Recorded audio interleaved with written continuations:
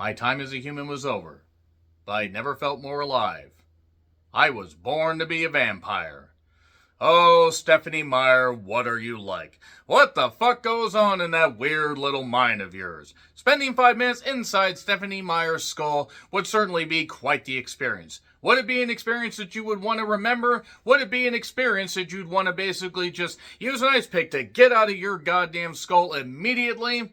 Answers in the comments, please. The Twilight Saga Breaking Dawn Part 2 is the finale of Stephenie Meyer's long-running franchise that basically had books that were adapted into massively successful movies that kept making more and more money, to the point that really they had to split the final book into 2 parts. Now, you could argue that given how long some of the books are, that splitting a book into 2 parts could give you a chance to expand on these characters and also on the writing that really was never all that great. In fact, I'm going to argue that the writing in these books pretty much fucking sucks, and that's from somebody that never actually read the books. I'm also not the target audience, but I also admit the first Twilight is goddamn eclectically weird cinema. It's just absolutely insane. It's eccentric, it's strange, and it's a lot of fun. New Moon has its issues. Eclipse is the worst of them, and then you had Breaking Dawn Part 1 that's set up for Part 2. So, for those that have seen these movies, for those that have read the books and seen the movies, what do you think? How do you think they did adapting Stephenie Meyer's work? I'm going to tell you a funny story here, actually, before I dive into more about the movie, because I've teased this, I've tantalized you all, and I mentioned this briefly in some other reviews when Twilight has been brought up, but I actually ended up seeing, I did see all these in theaters, but I did end up seeing Breaking Dawn Part 1 opening weekend. I saw this opening night. I saw this the earliest show I could. I got a seat. I was in the middle. I'm not going to say what theater it was because, you know, of what I'm going to tell you right here, because it was absolutely batshit insane. It's a theater that I have frequented over the years, I will say that much. And it was the biggest screen, and I was there with a whole lot of fans. Now, not every single seat was filled, but I would say at least 3/4 of it, like with the exception of like the very front rows, that I think it's kind of fucking cruel to put seats there because everybody's just looking up and like, man, I can see right up the actors' noses. So anyway, for those that have seen this movie, you might have an idea of where I'm going to go with this, but everybody was having a whole lot of fun with it. There were tears flowing because it was the final movie. I don't necessarily know why. There were girls that clearly wanted to be with Edward. There were those that wanted to be with Jacob. And there was a subsection that wanted to be with Bella. Not judging. We can all be with who we want to be as long as we're consenting adults. That being said, it gets to the, you know, the big build and everything. You have the Cullens, you have the Blacks, you have Edward and Carlisle and co. going to the deepest, remote areas to find various allies. And they're all going to get together, and Carlisle still wants to talk it out with the Volturi, including Arrow Fire. Michael Sheen understood the fucking assignment here, I do want to say. But they get to this big deal where Ashley Greene's Alice has taken off with Jasper. She leaves a message for Bella, and then she shows up in this big epic battle. The Volturi are trying to see what's going on with Renesmee. That's a stupid name. I'm sorry, it's a stupid name. Talk more about that in the review once I get going. But you have, he wants to see the kid and stuff like that. And then we basically build up to this whole thing where finally, Ashley Greene is going to show Michael Sheen something. Green and Sheen. It's a sheeny green. Oh, it's a greeny sheen. Nevertheless, shows him, this basically just, puts her hand on his cheek, and then suddenly, like, this crazy shit starts happening. I mean, just wolves are chomping off, vampires' heads. Heads are getting torn off of vampires. Good, bad, indifferent, it doesn't matter. Rami Malek was in this as the guy that split open the goddamn earth. And Jacob is taken off of Renesmee. He's being pursued because he imprinted on her. There's just something so inherently creepy about that. But it is just so goddamn, great as far as they're building this big epic battle. People are dying. Carlisle gets his head ripped off. Bella is trying to get at June, Dakota Fanning. And all this crazy stuff's happening, and eventually Arrow, loses his head and all this, and he gets burned, and then suddenly we cut back to Ashley Greene showing him the vision, and people in the audience were like, bullshit. People were throwing stuff. People were throwing stuff at the screen. People were booing loudly. It was insane. And I'm right here in the middle of it thinking, am I going to get out of this goddamn shit alive? It's funny. I'm laughing. I'm goddamn losing it because I had no real emotional investment in this whole damn thing. But I'm watching all this stuff going on, and they actually had to have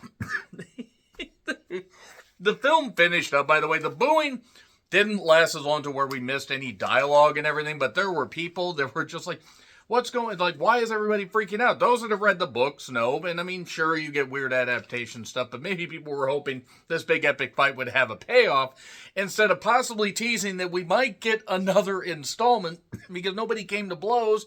Technically, it was just a vision. And what I just find so goddamn hilarious about that is that's the most interactive audience experience I had to that point in years. It was nuts. It was crazy.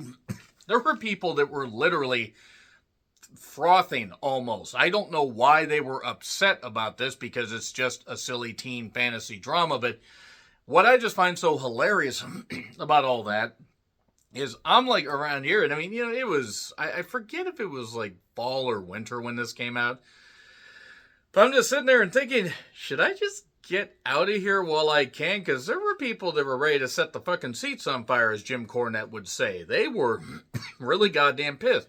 And then, of course, the movie ends soon after, and there are tears flowing because, the whole thing has ended. We get the credits of, all the people that were in this one all the way back to the very beginning. And then the credits cover everybody that was involved in the whole damn production. But what is just so funny about that is theater employees, and I felt so bad for the theater employees because I knew a few of them. I'll just say that much. There were, because I frequented that particular theater quite a bit. They were willing to hand out emergency tickets or free tickets and stuff like that. And I said, sure, I'll take one. I had a goddamn teetotal blast, but there were actually people that were hurt. Like, there were people that were almost fucking trampled by this. And it's funny now, but at the time I'm thinking, I'm gonna fucking die. Like, there were people that were really goddamn pissed about all this. Like, I could not goddamn believe it.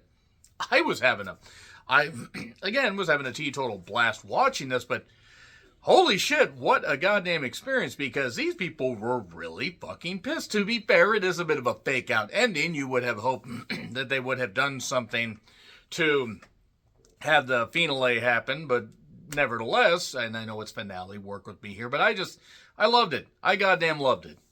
It's just so funny. But that being said, if you want to know about the rest of the movie, it's just basically them preparing to go to battle with the Volturi. That's it. And we introduce a bunch of peripheral characters and a bunch of people we haven't seen before. Maggie Grace's Irina tells Michael Sheen's Arrow Fighter basically to tells him about Renesmee being part human, part immortal. Fun fact about Mackenzie Foy being involved on set. The director wanted to protect her, as far as all this shit going on, like swearing and stuff like that. So everybody that swore on set were fined on the spot. And they had a swear jar. And all the money at the end of production was donated to St. Jude's. That's nice. So the budget was $120 million. The opening was $141 million. I was there for, again, opening night. It was nuts. $292.3 million haul and $848 million worldwide. I'm not doing inflation stuff because it's only been just about 13 years. I did that for the first few. But the total U.S. gross for all these movies, it was $1.36 billion worldwide. And then the total, for the U.S. for all the films, the worldwide gross was $3.45 billion worldwide. Because in awful English, I have explained these numbers. So, yeah, that's why they made these movies. And while, yes, critically they were fucking panned, and some of the fans were really pissed at Kristen Stewart being cast and all that for some reason. I don't know why she got so much hate. There were many other problems in that book. But nevertheless, the CGI for Renesmee is terrible. Just terrible. I mean, from a kid to a young girl, I guess. She was born in 2000, so she would have been 11, I think, when this whole thing was filmed. Because then you got to do a bunch of post-production. Bella is a vampire. She hunts, she kills a cougar. Unfortunately, that was not Vicky Guerrero, more in the pity. She called herself a cougar. Vicky looked like she was mauled by a cougar. Shame she wasn't. So, yeah, the terrible CGI. I mean, that's a $120 million budget. And yes, they visited exotic locations and they did a whole bunch of stuff. And Jacob has to explain that he imprinted on the young kid. Look, we can't control it. It's a wolf thing. I mean, I guess it's kind of gross, though, isn't it? I mean, yeah, even if the kid will grow exceptionally fast and reach teenage, womanhood, whatever, within a matter of a couple years, that it's fine, whatever, it's all right. Bella's understandably pissed, and Jacob has nicknamed her Nessie. Nessie, who nicknamed my daughter after the Loch Ness Monster. See, you need about 350 right there. So, Charlie can't know about the kid. Charlie can know about the kid, but Charlie can't know that Bella turned. But Charlie knows that Bella turned, because he knows what Edward is, so I don't know what they're necessarily hiding from him. Jacob transforms in front of him. It's kind of fun. I don't know how Charlie, by the way, did not notice any of this shit going on. Like, because when you think about the events and all the stuff that he had seen, even though he had been somewhat shielded, he's a cop and probably had seen a whole lot of stuff. But he ran to go see the Volturi. To be fair, I'd listen to Maggie Grace. I'd listen to Maggie Grace read the phone book. But nevertheless, there is this story about how there was this immortal child, and Alice and Jasper run off while Alice leaves a message for Bella, basically to prepare and stuff like that. It's a hidden message because her mind can't be read, but Edward's and everybody else's can. So Bella has a shield ability where she can hide everybody from, like, I guess, their thoughts being read and stuff like that, or from harm or whatever. It's fine. And it's Christmas time all of a sudden.